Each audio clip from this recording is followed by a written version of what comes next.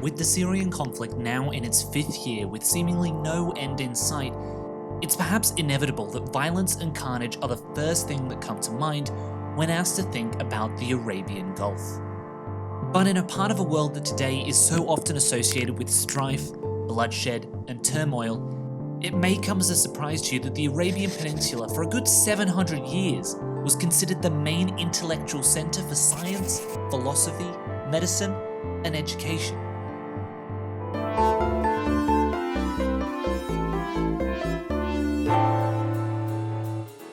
To explore this, we first have to go back to 476 AD. Romulus, who was the last of the Roman emperors in the West, was overthrown. This was a big deal. For more than 1,000 years, the Roman Empire had maintained order in the West. With a barbarian in charge, the world fell into a period of cultural and economic dissolute known as the Dark Ages, only to be brought out of it by the Renaissance of the 14th century.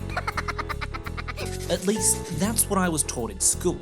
Although this may have been true for the European continent, the fall of the Roman Empire gave birth to the Islamic Golden Age, one of the most innovative and integral times in scientific history.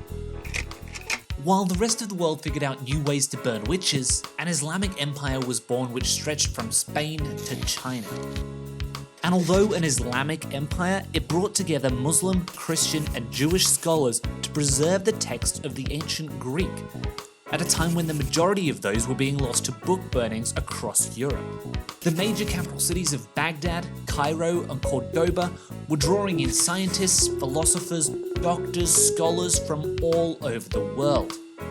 At this point in history, the most notable scholars and translators would have been paid the same as LeBron is today. For example, this is Muhammad ibn Musa al-Khwarizmi.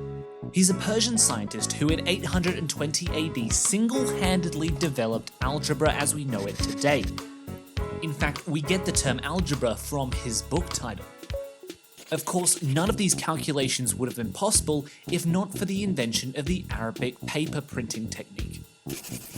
Although developed in China as early as 105 AD, it wasn't until its introduction into the Islamic world in the 8th century that the laborious process of papermaking was refined and machinery was designed for bulk manufacturing of paper. This paper was easier to manufacture than parchment, less likely to crack than papyrus, and could absorb ink, making it difficult to erase and ideal for keeping records, both scientific and historical.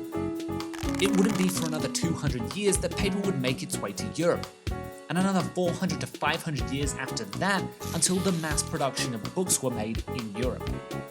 Like the barbarians and the Romans before them, the Mongolian hordes played a major role in the fall of the Islamic Caliphate. Most scholars point to the sacking of Baghdad in 1258 as the final nail in the coffin. But the legacy and the scientific advancements made during the past 700 years would become the foundation for the European Renaissance that would come 300 years later. So, next time you see the horrors that are currently playing out in the Middle East, just remember, it wasn't always this way, and it won't always be.